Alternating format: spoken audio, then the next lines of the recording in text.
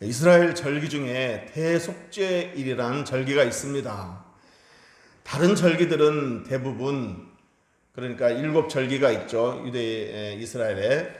그런데 이제 다른 절기들은 대부분 축제의 절기이지만 이 대속죄일, 이 절기만큼은 백성들이 죄를 회개하면서 죄에 대해서 슬퍼하면서 애통해하는 날입니다. 그런 절기입니다.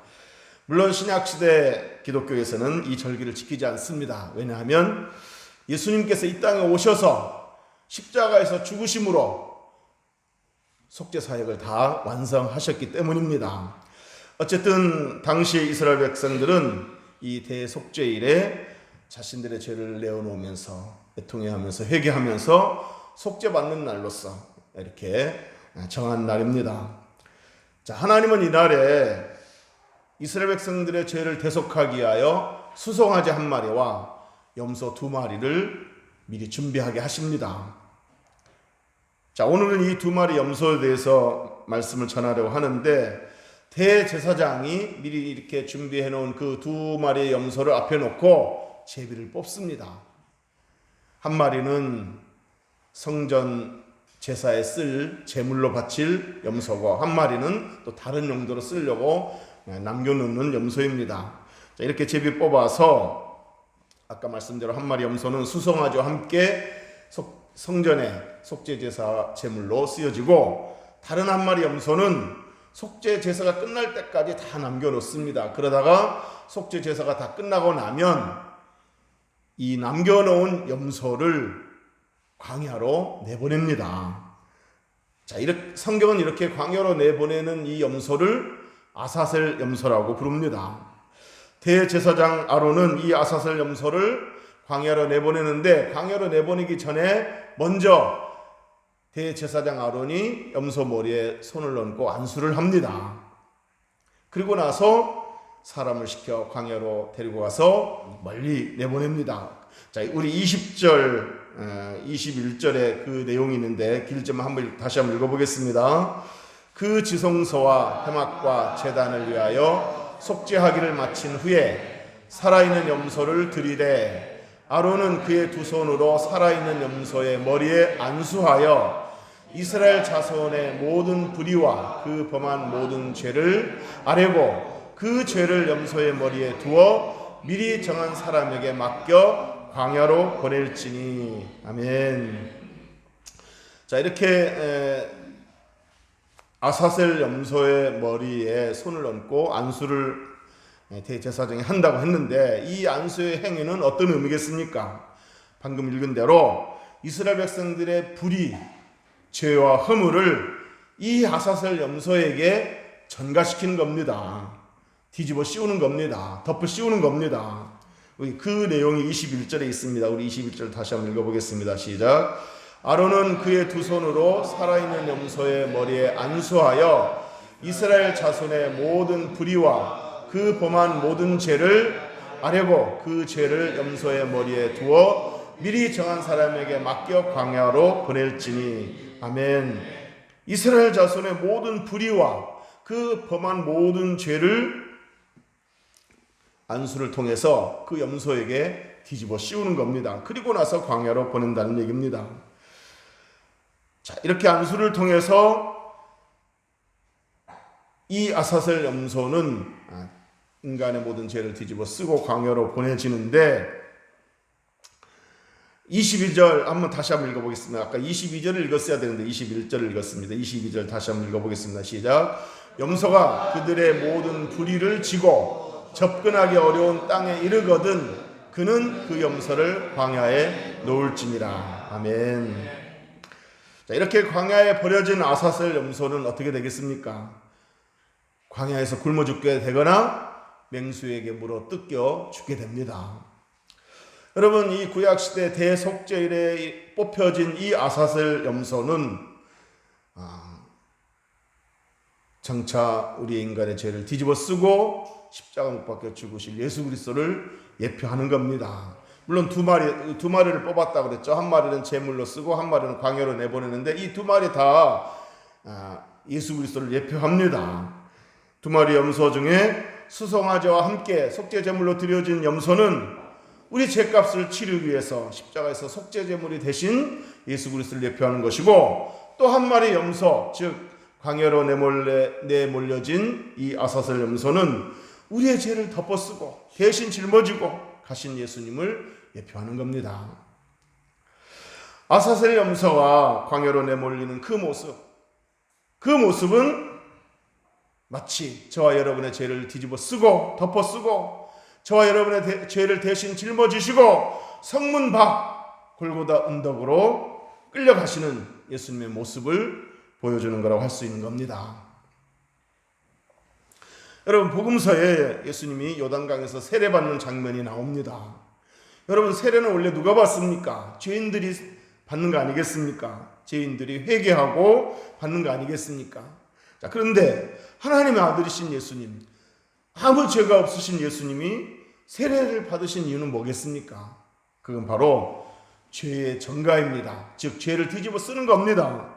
예수님이 모든 죄인들을 대신해서 그 인간의 모든 죄를 덮어쓰고 인간의 모든 죄를 짊어지고 십자가에서 죽으시겠다는 그 표시로서 이렇게 세례를 받으신 겁니다.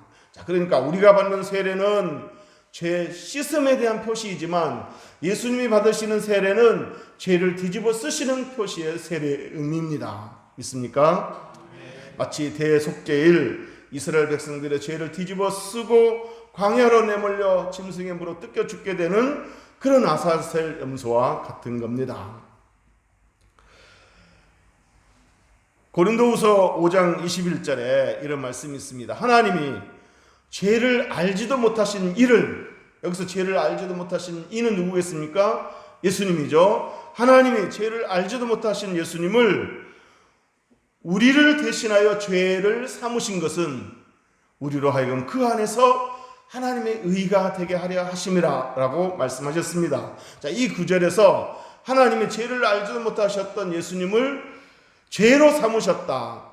죄로 삼으셨다는 말은 무슨 말이겠습니까? 하나님이 죄인들의 죄를 예수님에게 뒤집어 씌우셨다, 덮어 씌우셨다, 그런 의미입니다. 죄를 알지도 못하신 이 예수님으로 하여금 죄를 삼으셨다, 죄로 삼으셨다, 이 표현은 하나님이 죄인들의 죄를 예수님에게 대신 덮어 씌우셨다, 그런 의미입니다. 그리고 이렇게 해서 하나님의 의가 되었다, 이런 표현이 나오는데 이 말은 의인이 되었다라는 말입니다.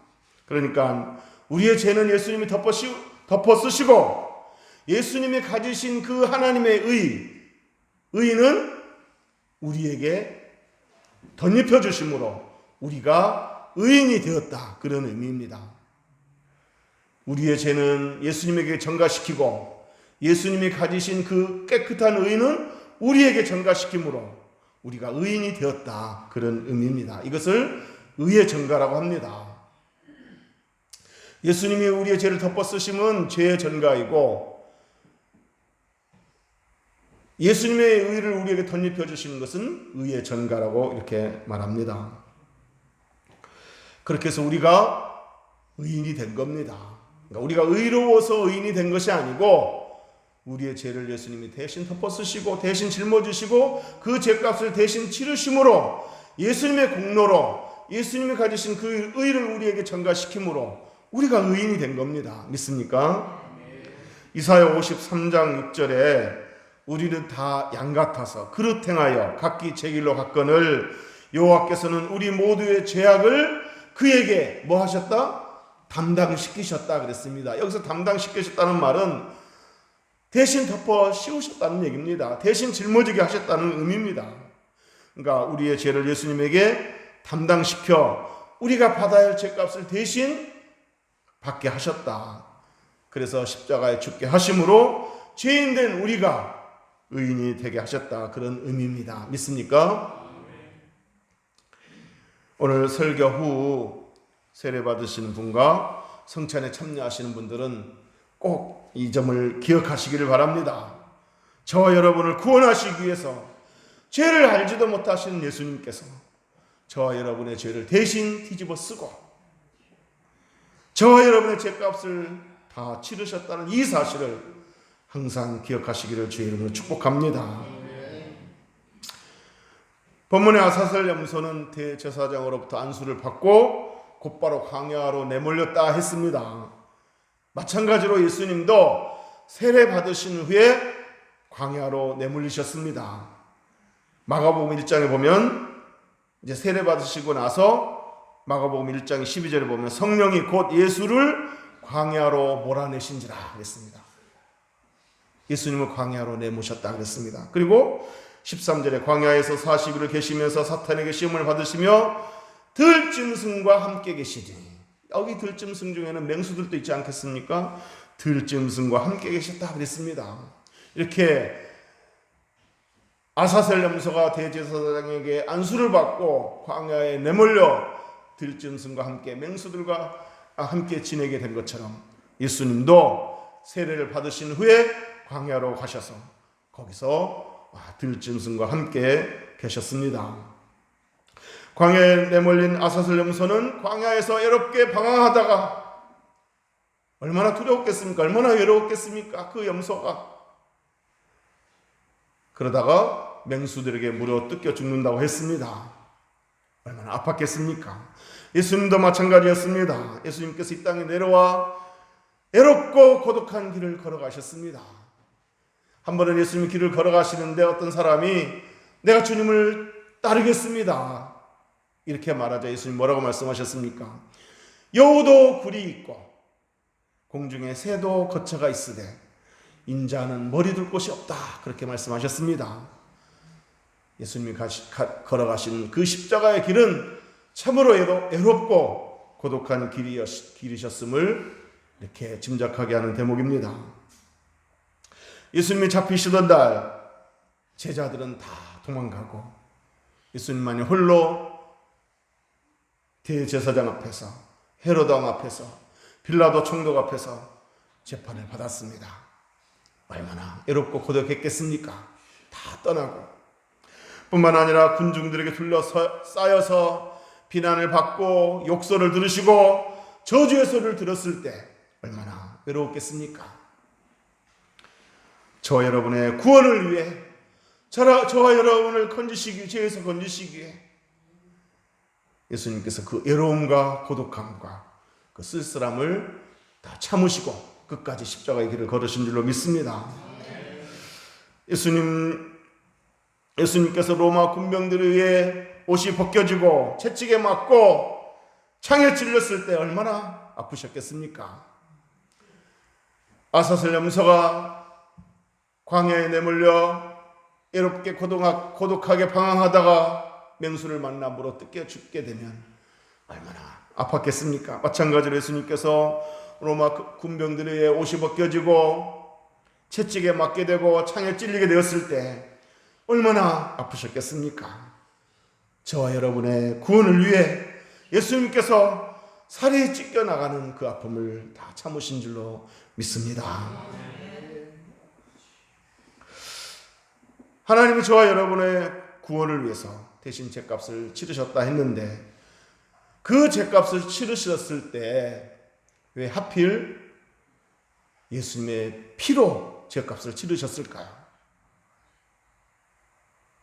그냥 동물들의 피로 하지 않고 구약시대처럼 왜 예수님의 피로 그 죗값을 치르심으로 우리의 구원을 완성시키셨습니까? 그 이유는 예수님의 피가 아니면 그 어떤 것도 저와 여러분의 죗값을 다 치를 수 없기 때문입니다. 이 말은 그만큼 저와 여러분의 죄가 크다는 사실을 가리키는 겁니다. 하나님의 아들 예수의 피값이 아니면 그 어떤 것으로도 속죄할 수가 없을 정도로 저와 여러분의 죄가 너무 크다는 그런 의미입니다. 동의하십니까? 그리고 여러분, 왜 하나님은 이 구원을 공짜로 받게 하셨을까요? 오직 믿음으로 값없이 공짜로 받게 하셨을까요? 여러분, 이 구원을 공짜로 받는 거 아니겠습니까? 우리의 노력으로, 우리의 선행으로, 우리 어떤 그 공로로 받는 게 아니고 믿음으로 공짜로 받는 거 아니겠습니까? 왜 그렇게 하셨겠습니까? 그것은 하나님 주신 이 구원의 값은 너무 커서, 너무 귀해서 그 어떤 것으로 우리에게는 지불할 능력이, 그 값을 지불할 능력이 없다는 사실을 가르쳐주고 있는 겁니다. 하나님께서 우리에게 주시는 값은 너무 크기 때문에, 구원의 값은 너무 크기 때문에 우리의 힘으로, 우리의 공로로, 우리의 노력으로 어떤 것으로도 그 값을 우리가 대신 지불할 수 없기 때문에 그걸 아시고 하나님이 공짜로 주신 겁니다. 얼마나 감사한 일입니까? 만약에 저와 여러분에게 너의 노력으로, 너의 선행으로, 너의 공로로 구원받으라 이렇게 말씀하셨다면 우리 중에 누가 구원받을 수 있겠습니까? 하나님의 그 영광에 도달할 자가 누가 있겠습니까? 하나님, 나는 구원받을 수 있을 정도로 떳떳합니다. 나는 의롭습니다. 이렇게 말할 사람 누가 있겠습니까? 그저 믿음으로 구원받게 하셨으니 우리가 하나님 앞에 이렇게 구원받고 예배할 수 있는 거 아니겠습니까? 에베소서 2장 8절 9절에 보면 너희는 그 은혜에 의하여 믿음으로 말미암아 구원을 받았으니 이것은 너희에게서 난 것이 아니요 하나님의 선물이라. 결코 우리들의 노력으로 얻어진 것이 아니라는 겁니다. 그러면서 9절에 행위에서 난 것이 아니니 이는 누구든지 자랑하지 못하게 합니다. 오늘 대표 기도하신 분도 그렇게 기도했죠. 우리가 자랑할 수 없는 거다. 왜? 우리의 행위로 얻어진 것이 아니기 때문에. 이제 말씀을 정리하도록 하겠습니다. 사랑하는 성도 여러분, 특별히 오늘 세례 받으시는 분, 오늘 성찬에 참여하신 여러분들, 하나님이 주신 이 구원이 우리 편에서는 그저 공짜로 값없이 주어진 구원이지만 하나님 편에서는 엄청난 값을 지불하고 우리에게 주시는 선물입니다. 믿습니까? 우리 편에서는 믿음으로 받은 선물이지만 구원이, 우리가 받은 구원이, 하나님 편에서는 하나밖에 없는 자기 아들 예수의 핏값을 지불하고 만들어주신 구원이기 때문에 엄청난 값을 지불한 겁니다. 그러므로 공짜로 받았다고 해서 이것을 소홀히 여기면 안 됩니다. 내가 받은 구원이 얼마나 큰지를 알고 그것에 대해서 진심으로 감사하고 그것에 대해서 크게 기뻐하는 저와 여러분 될 수 있기를 주의 이름으로 축복합니다. 이 구원에 감격하여 예배도 드리고 이 구원에 감격해서 찬양도 하고 이 구원에 감격해서 봉사도 하고 이 구원에 감격해서 헌금도 하고 이 구원에 감격해서 나가서 예수 그리스도의 복음을 외치기도 하고 이 구원에 감격해서 삶 속에서 삶을 드리고 순종을 드리고 마음을 드리는 저와 여러분 될 수 있기를 주의 이름으로 축복합니다. 기도하겠습니다.